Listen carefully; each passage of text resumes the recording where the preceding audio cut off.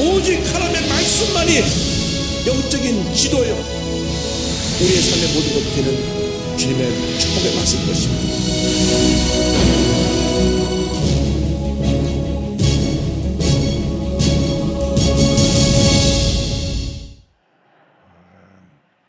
사무엘하 19장 16절 이하의 말씀 함께 공부하겠습니다.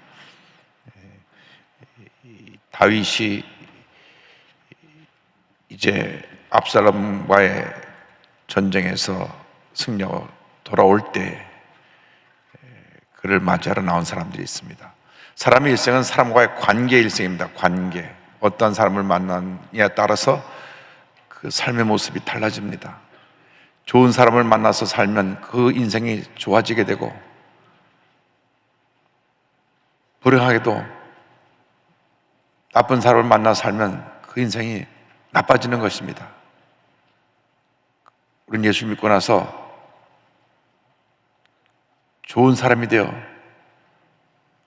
좋은 사람과 신앙 안에서 만나고 대화하고 힘을 모아서 주님을 섬기는 일에 앞장서고 맡긴 일에 최선을 다하는 주님의 자녀가 되어야 할 것입니다. 그 돌아오는데 시므이가 등장합니다. 시므이, 다윗과 시므이 기억하시죠? 쫓겨갈 때 계속 와서 저주하고 욕하고 했던 그 시므이가 제일 먼저 와서 맞이합니다. 왕이 용서를 구합니다. 16절로 20절까지 같이 보겠습니다. 바후림에 있는 베냐민 사람 게라의 아들 시므이가 급히 유다 사람과 함께 다윗 왕을 맞으러 내려올 때에 베냐민 사람 1000명이 그와 함께하고 사울 집안의 종 시바도 그의 아들 15과 종 수명과 더불어 그와 함께하여 요단강을 밟고 건너 왕 앞으로 나아오니라. 왕의 가족을 건너가게 하며 왕이 좋게 여기는 대로 쓰게 하려 하여 나룻배로 건너가니 왕이 요단을 건너가게 할 때에 게라의 아들 시므이가 왕 앞에 엎드려 왕께 아뢰되 내 주여 원하건대 내게 죄를 돌리지 마옵소서. 내 주 왕께서 예루살렘에서 나오시던 날에 종의 패역한 일을 기억하지 마시오며 왕의 마음에 두지 마옵소서. 왕의 종 내가 범죄한 줄 아옵기에 오늘 요셉의 온 족속 중 내가 먼저 내려와서 내 주 왕을 영접하나이다 하니.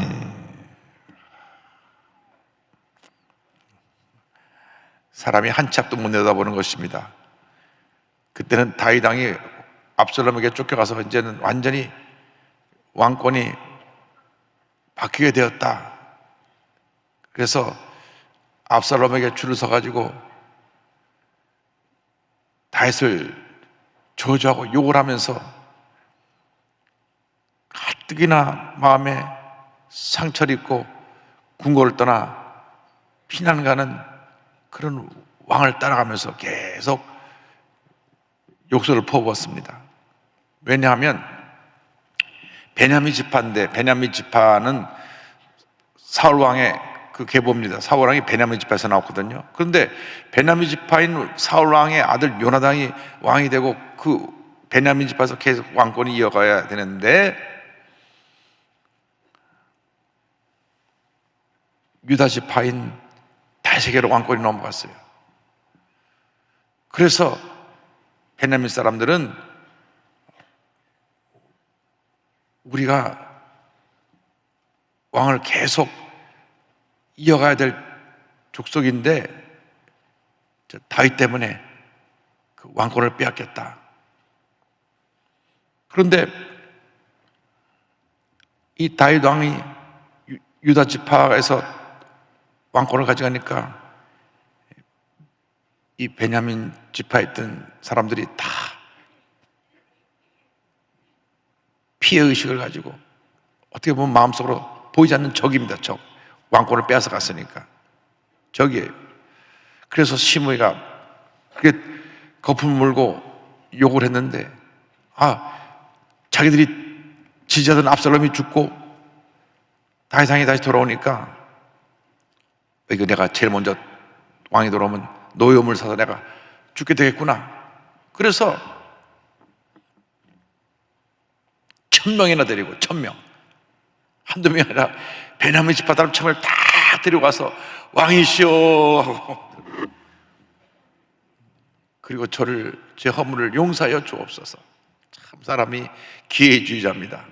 이렇게 눈치 봤다가 이쪽에 권력이 가면 거기 가서 또 엎드리고, 또 권력이 가면 또 이쪽에 가서 또 엎드리고. 우리가 이 사무엘 상하를 보면서 인간사를 배우는 것입니다. 지금도 권력자 주변에 줄 서는 사람이 얼마나 많습니까? 정권이 바뀔 때마다 바뀌는 쪽으로 줄 서는 사람도 있고, 그러다 감옥 가는 사람도 있고, 또 시바도 그 무비보셋을 돌보지 않고 버리고 다윗한테 나와서 다윗왕을 속였는데 자기가 잘못한 것이 드러날까 봐 먼저 와서 다윗을 맞이합니다.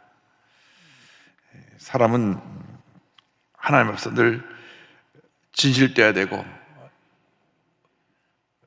의리를 지킬 줄 알아야 됩니다. 의리, 신의. 우리가 서로 믿고 서로가 존중하고 서로가 잘 되도록 그렇게 아름다운 공동체를 이뤄가야지, 내 유익에 따라서 왔다 갔다 하면서 상처를 주고 문제를 일으키면 안 되는 것입니다. 이제 아비새가 옆에 아비새 장군이 탁 가르쳐고 있다.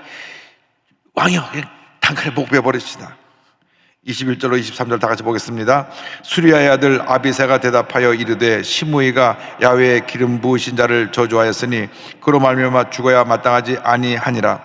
다시 이르되 수리아의 아들들아, 내가 너희와 무슨 상관이 있기에 너희가 오늘 나의 원수가 되느냐? 오늘 어찌하여 이스라엘 가운데에서 사람을 죽이겠느냐? 내가 오늘 이스라엘의 왕이 된 것을 내가 알지 못하려 하고 왕이 시므에게 이르되 내가 죽지 아니하리라 하고 그에게 맹세하니라. 아비새 장군이 당장 저 사람을 사형에 처합시다.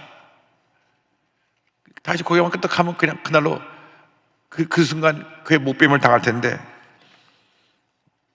다시 그로 인해서 마음에 깊은 상처를 받았지만은 지금 다시 나라를 추스리고 나라를 하나 만들어야 되는데, 이 시므엘을 처형하면 베냐민 지파 전체랑 또다시 원수가 되고 또 각을 세워야 되니까 나라의 화평을 도모하기 위해서 본인의 자존심 다 내려놓고 품은 것입니다. 지도자의 덕목 가운데 하나는 품는 것입니다. 자꾸 적을 만들어서 치는 것은 지도자의 모습이 아닙니다. 그러면 계속 그 복수의 악순환을 이어가게 되는 것입니다. 그래서 참 지도자는 품어야 됩니다. 우리나라가 그런 지도자를 못 세우니까 자꾸 정권이 바뀌면 또 잡아놓고 또 잡아놓고 또 잡아놓고 걱정입니다. 기도를 많이 해야 됩니다. 그런 악순환이 끊어지게 하여 주옵소서. 그래서 지도자는 덕을 베풀어야 되고 품을 줄 알아야 된다.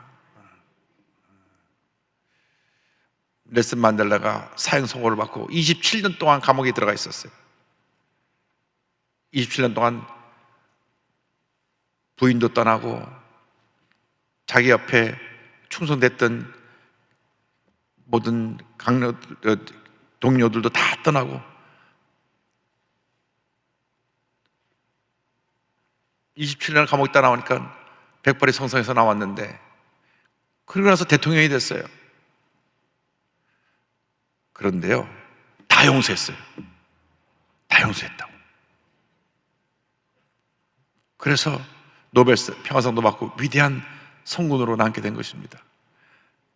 자기를 27년 동안 감옥에 집어넣어 사형선고하고 감옥에 집어넣은 사람들이 다 있는데 그 사람들 다 용서하고 다 그 사람 다시 중용해서 다시 나라를 세웠는데, 세워가지고 그 백인 또 부통령으로 세우고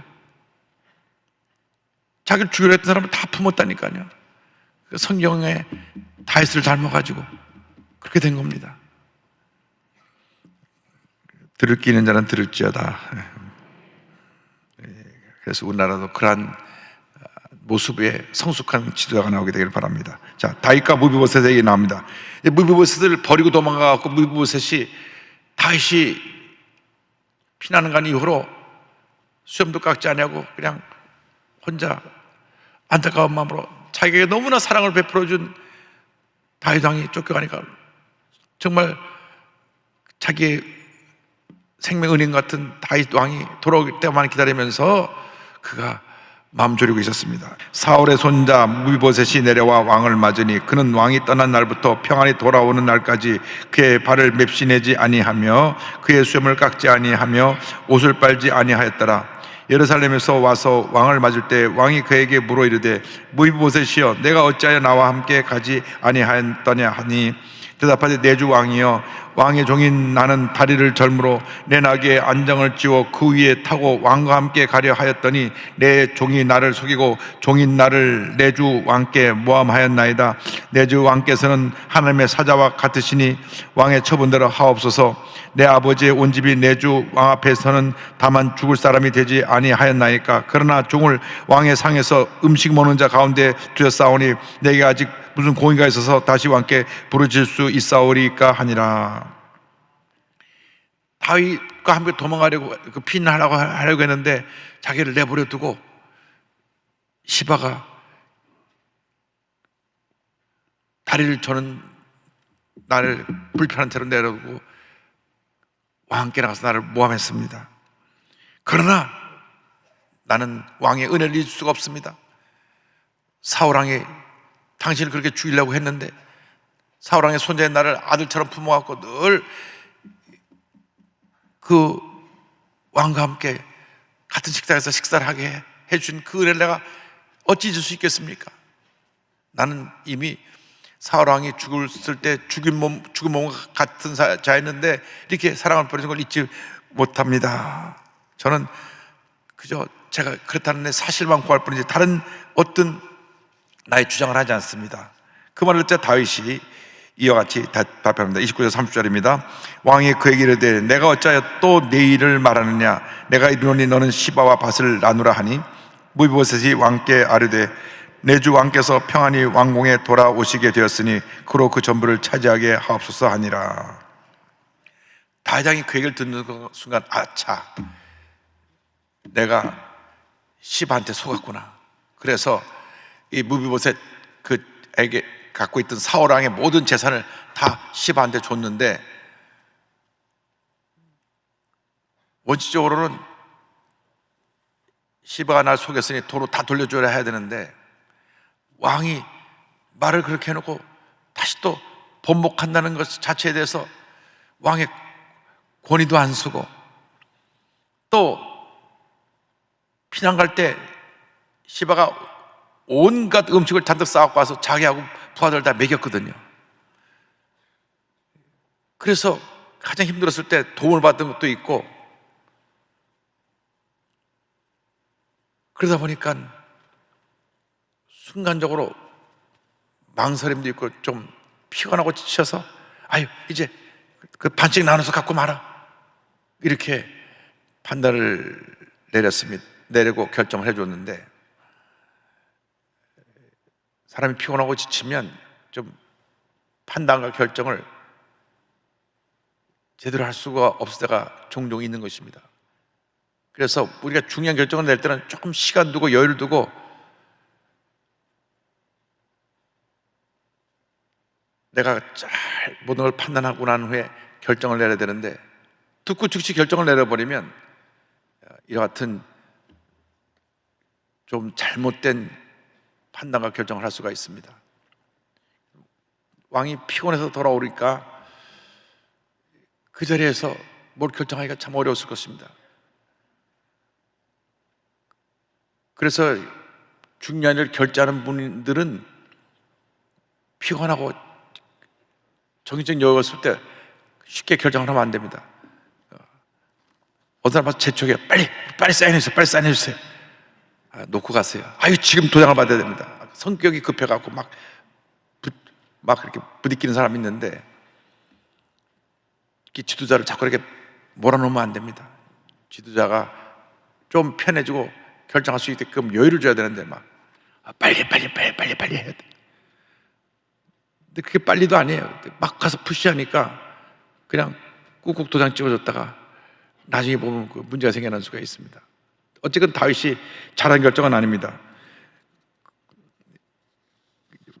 그래서 지도자는 어떤 결정을 내릴 때도 신중하게 바르게 해야 된다는 것을 우리가 배워야 합니다. 우리 모두가 지도자의 입장에 설수가 있기 때문에 늘 성경에 나오는 인물이 나라면 어떻게 했을까 하는 마음을 갖고 말씀을 함께 공부하게 되기를 바랍니다. 근데 바르실레가 세 번째 등장합니다. 바르실레는 참 귀한 분입니다. 큰 부자였는데 기쁨으로 왕을 섬기는 분입니다. 바르실레에 대한 다윗의 마음을 전한 장면이 31절 33절입니다.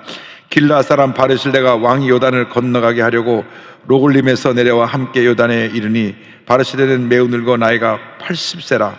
그는 큰 부자이므로 왕이 마하나임에 머물 때 그가 왕을 공개하였더라. 왕이 바르실레에게 이르되 너는 나와 함께 건너가자. 예루살렘에서 내가 너를 공개하리라. 바르실레는 일찍부터 다윗 왕을 존경하고 다윗을 열심히 도왔습니다. 큰 부자인데 나에게 하나님께서 큰 축복을 준 것은 다윗 왕을 잘 섬겨서 나라가 굳건히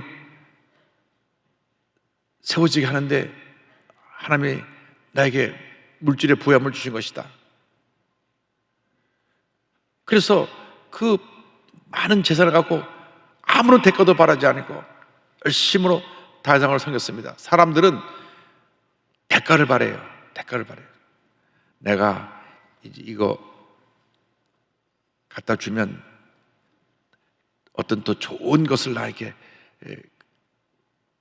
주겠지. 특별히 권력을 가진 사람에게 그냥 갖다 주지 않습니다. 이것을 받으면 몇 배, 몇십 배로 자기의 큰 유교리라 생각하고 갖다 주는데 그걸 가리켜서 뇌물이라 그럽니다. 그걸 모르고 덮어덮어 받아 먹다가는 나중엔 또 조그만 방에 들어가서 교육을 또 받아야 됩니다. 고독의 교육을 받아야 됩니다. 그런데 바르실레는 그게 아니었어요. 그냥 기쁨으로 섬기고 아무런 대가도 조건도 없었습니다. 그러니까 다윗 왕이 어떻게 말하냐면 너 날 지금까지 너무 잘 섬겨서 너무 내가 감사하고 내가 피난 갈 때도 그렇게 정성껏 나를 섬겨줬기 때문에 나랑 같이 이제 궁에 가면 이제 내가 널 잘 섬겨줄게. 그런 말입니다. 내가 너를 공개하리라. 이제는 지금까지 평생 나를 섬겼으니까 이제 남은 여생은 내가 널 잘 돌봐줄게. 이렇게 왕이 얘기를 합니다. 그런데요, 바르실레는 정중하게 거절을 합니다. 34절 37절입니다. 바르실레가 왕께 아뢰되 내 생명의 날이 얼마나 있사옵기에 어찌 왕과 함께 예루살렘으로 올라가리이까. 내 나이가 이제 80세라 어떻게 좋고 흉한 것을 분간할 수 있사오며 음식의 맛을 알 수 있사오리이까. 이 종이 어떻게 다시 노래하는 남자나 여인의 소리를 알아들을 수 있사오리이까. 어찌하여 종이 내 주 왕께 아직도 누를 끼치리이까. 당신의 종은 왕을 모시고 요단을 건너려는 것뿐이거늘 왕께서 어찌하여 이 같은 상으로 내게 갚으려 하시나이까. 청한데 당신의 종을 돌려보내옵소서. 내가 내 고향 부모의 묘 곁에서 죽으려 하나이다. 그러나 왕의 종 기맘이 여기 있사오니 청한데 그가 내 주 왕과 함께 건너가게 하시옵고 왕의 처분대로 그에게 베푸소서 하니라. 바르실레는 말합니다. 내가 이미 80이고 내 살 날 얼마 남지 않았는데 내가 왕과 함께 왕궁에 들어가서 그런 대접을 받는 게 무슨 의미가 있습니까? 저 편안하게 내 여생 마치고 세상을 떠나게 하여 주시고, 만약 그런 사랑을 베풀려거든 제 아들이 있는데 제 아들을 왕을 시중으로 들게 할 테니까 아들에게나 왕의 사랑을 베풀어 주시길 바랍니다. 바르실레는 왕이 제안한 그것을 정중히 거절하고 남 같으면 옳다구나 하고, 야 이제부터는 내 삶에 대로가 열렸구나, 이제부터는 띵까띵까밖에 없다, 이렇게 할 수가 있는데, 이 바르실레는 내가 나이가 들어서 이제 죽을 날이 멀지 않았는데 제가 왕 곁에서 왕에게 패나 끼칠 수밖에 없는데 제가 왕 곁에 있는 것이 바람직하지 않습니다. 제 아들이 왕을 섬기게 하고 그냥 기억하면 내 아들이나 좀 사랑해 주십시오. 그래서 다윗 왕이 죽을 때 유언을 남기면서 솔로몬에게 그 바르실레 아들들을 부탁합니다. 열왕기상 2장 7절 보면 마땅히 길랏 바르실레의 아들들에게 은총을 베풀어 그들이 내 상에서 먹는 자 중에 참여하게 하라. 내가 내 형 압살롬의 낯을 펴 도망할 때 그들이 내게 나왔느니라. 그래서 너무나 다윗이 이 바르실레에 대한 감사하는 마음이 있었어요. 평생 마음에 사랑의 빚을 진 것입니다. 그래서 마지막 유언할 때 이 바르실레 얘기를 하고요, 또 마음에 시므에 대한 용서는 해줬지만 그 마음에 상처가 남아 있었는지 그 시므이 잘 살펴보라고 또 그런 말을 또 남깁니다. 어쨌건 우리가 누구의 마음 가운데 이렇게 늘 귀한 존재로, 사랑받는 존재로 남아있기를 주님의 이름으로 축원합니다. 자, 38절 39절입니다.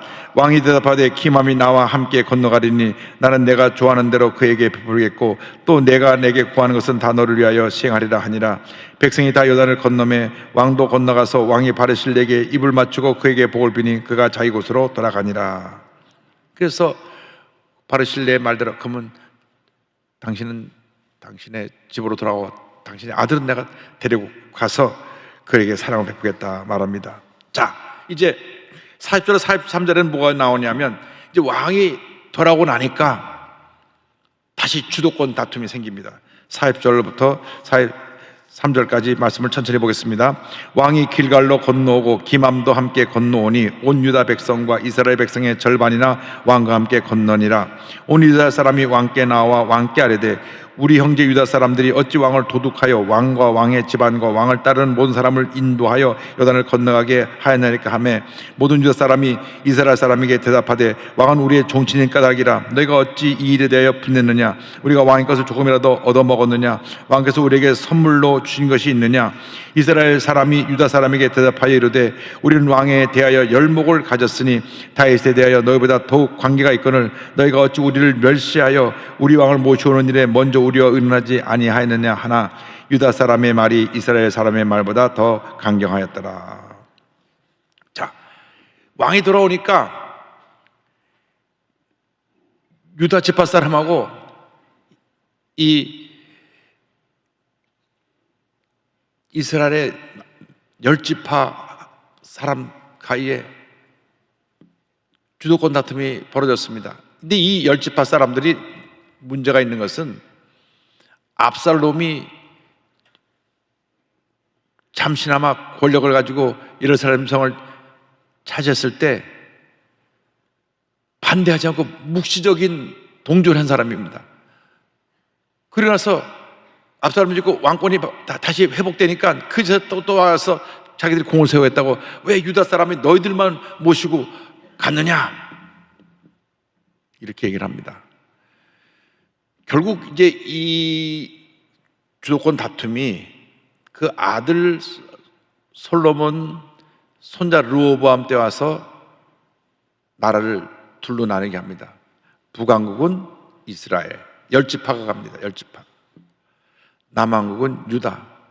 그래서 유다 지파와 베냐민 지파만 남고 나머지 에브라임 지파를 중심으로 해서 10지파는 북쪽에 가서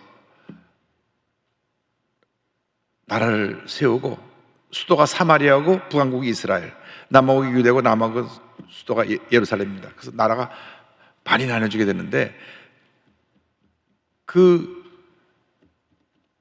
주도권 다툼이 이미 다윗 왕이 한번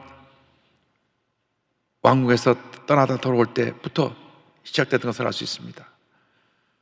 그래서 통일왕국은 사울 이후에 다윗 때 이루어져서 다윗 40년, 그 다음에 솔로몬의 40년, 딱 80년 통일왕국이 있었고, 그 다음 르호보암 때 와서 나눠지게 돼가지고 주전 922년이고 200년 후에 주전 722년에 북왕국 이스라엘 망하고, 그 다음에 한 150년 또 지나서 주전 586년에 남왕국 유다가 망하는 것입니다. 그래서 이제 이스라엘이 그렇게 나눠지고 망하게 되는데, 우리가 무엇을 배울 수 있냐 하면, 사람들은 늘 자기 중심으로 자기의 세력을 만들어 가지고 자기들의 주장을 관철시키려고 한다는 것입니다. 우리나라가 정말로 정신 차리지 않으면 가장 큰 위기와 문제를 맞는 것이 뭐냐? 편가르기입니다. 편가르기는 나라를 망하게 하는 지름길입니다. 그래서 오늘 이 말씀을 통해서 우리가 기억해야 되는 것은, 하나님 앞에서 우리가 바로 서 있어야 되는 것이 중요하고, 이게 편가르기는 절대 안 된다는 것을 기억해서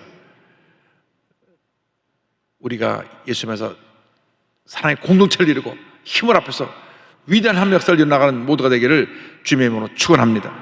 기도하겠습니다.